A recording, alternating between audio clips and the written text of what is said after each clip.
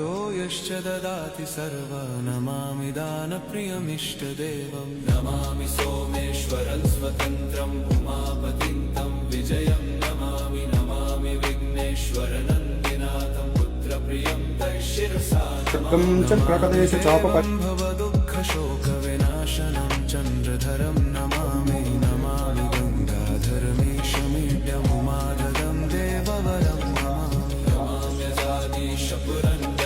सुरासुरैरचितपादपद्मं Namami Devi मुखवादनानैक्षार्थमक्षित्रितयं यैष पञ्चामृतैर्गन्धसुधूपदीपैर्विचित्रपुष्पैः